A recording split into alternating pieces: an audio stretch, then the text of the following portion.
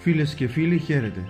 Βρισκόμαστε στην Ιερά Μονή Αγίας Παρασκευής Δωμαβιστίου στις παρυφές του ασκίου όρους στα ανάματα Βοήου Κοζάνης.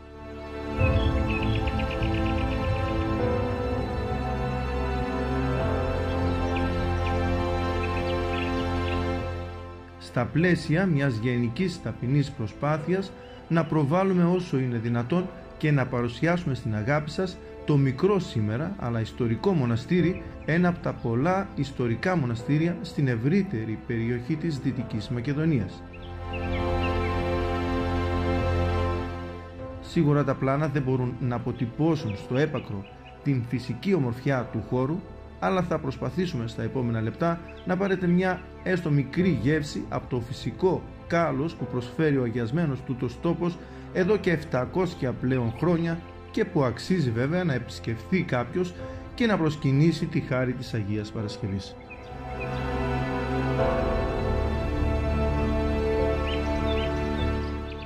Ορισμένα ιστορικά στοιχεία που χάνονται στα βάθη των αιώνων μας παραθέτει ο σημερινός καθηγούμενος της Μονής Αρχιμανδρίτης Στέφανος Λαυρόπουλος.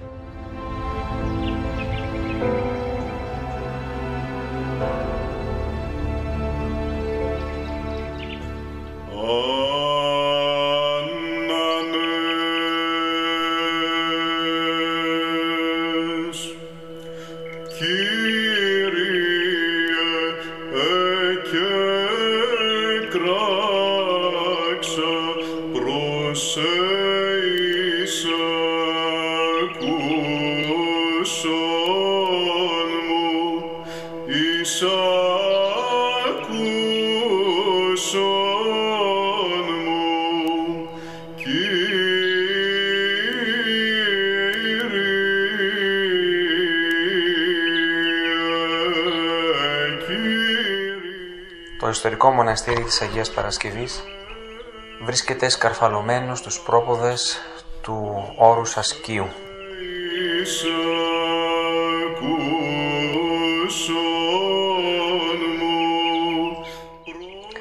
Εκκλησιαστικά υπάγεται στην Μητρόπολη Σισανίου και Σιατίστης. Σύμφωνα με τις μαρτυρίες, θεωρείται το πιο παλιό μοναστήρι της περιοχής, μιας που οι πρώτες γραπτές μαρτυρίες ανάγουν τη χρονολογία ίδρυσης της Μονής πριν το 1329.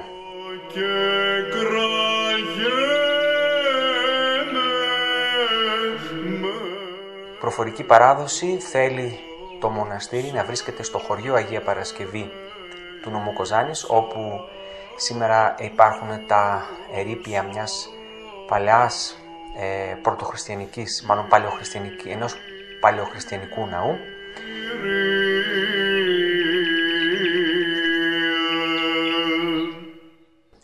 Η παράδοση λέει ότι το 1204 έκαψαν το μοναστήρι σταυροφόροι και οι πατέρες που γλίτωσαν κατέφυγαν εδώ στο όρος Άσκιο και ίδρυσαν τη νέα μονή πλέον τον 14ο αιώνα.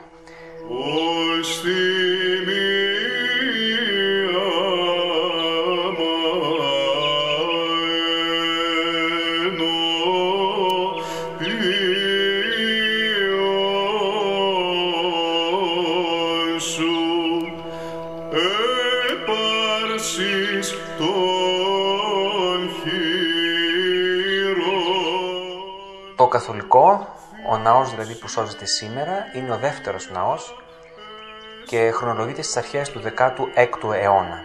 Οι τοιχογραφίες που σώζονται είναι έργο λινοτοπητών ζωγράφων τον 17ο αιώνα.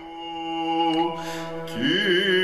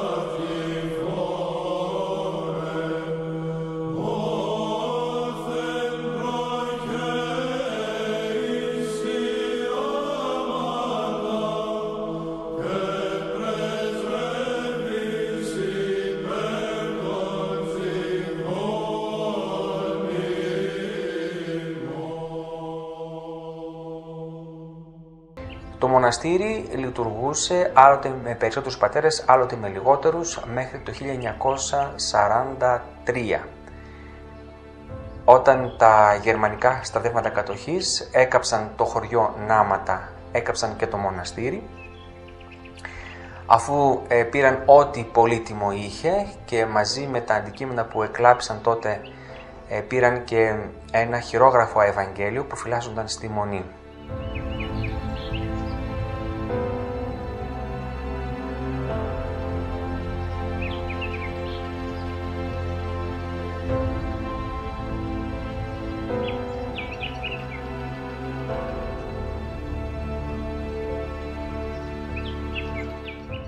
Βέβαια το μοναστήρι δέχτηκε πάρα πολλές φορές επιδρομές από τουρκαλβανικά στρατεύματα. Ενδεικτικά να αναφέρουμε ότι από το 1800 μέχρι το 1840 λαιλατήθηκε και κάηκε 4 φορές. Κάποιες μαρτυρίες που σώζονται αναφέρουν και για μοναχούς οι οποίοι βρήκαν τραγικό θάνατο από τους μουσουλμάνους. Ενδεικτικά αναφέρεται ότι ο ηγούμενος Κυπριανός εφωνεύστη, λέει, τη νύχτα με τσεκούριο και ο βοηθός του αυτού. Προφορική παράδοση που σώζεται από Ναματιανούς αναφέρει ότι σε μια περιοχή δίπλα στο μοναστήρι οι Τούρκοι συγκέντρωσαν γύρω στους 40 μοναχούς και τους έσφαξαν εκεί. Η τοποθεσία μέχρι και σήμερα ονομάζεται Καλογερικά για τον λόγο αυτό.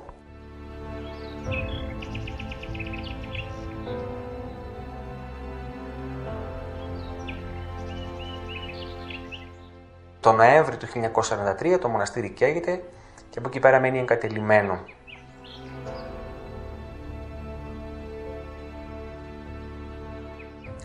Βέβαια οι κάτοικοι του χωριού Ναμάτων και Πελεκάνου έρχονταν κάθε χρόνο στην γιορτή της Αγίας Παρασκευής και τιμούσαν την Αγία.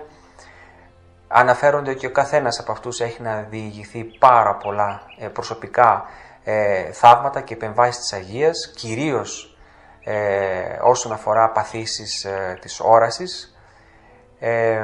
Μέσα από το ιερό βγαίνει αγίασμα και οι παλιοί θυμούνται ότι όταν είχαν κάποιο πρόβλημα τα μάτια τους έρχονταν και έβαζαν λίγο αγίασμα στα μάτια τους και γίνονταν καλά.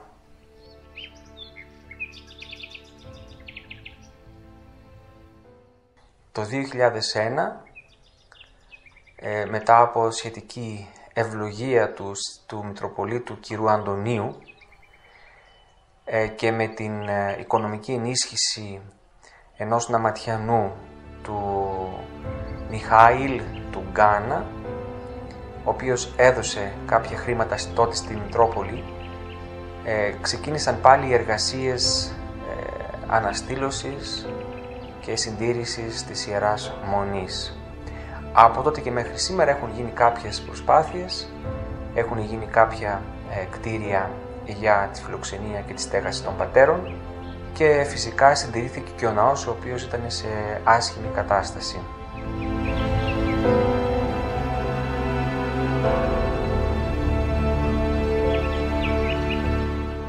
Τα τελευταία χρόνια γίνονταν κάποιες λειτουργίες τις Κυριακές, όμως μετά από ευλογία του Μητροπολίτου Μακαριστού πλέον κ. Παύλου, τον τελευταίο χρόνο το μοναστήρι, τουλάχιστον από τον Απρίλιο μέχρι και τον Οκτώβριο, τους καλοκαιρινούς μήνες, λειτουργεί κάθε Κυριακή.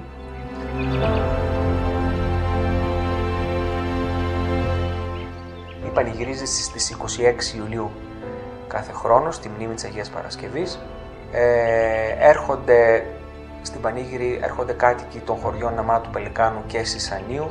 Τα τελευταία χρόνια βέβαια, από το στιγμή που άρχισε να λειτουργεί, έγινε γνωστό και σε άλλες περιοχές. Ένα μεγάλο μέρος του εκκλησιάσματος έρχεται από τη Σιάτιστα.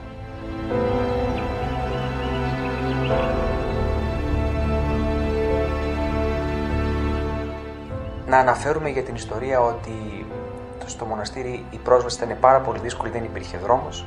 Ο δρόμος έγινε το 2007 με ενέργειες του τότε Δημάρχου Ασκίου κ. Βασιλείου Πάτρα,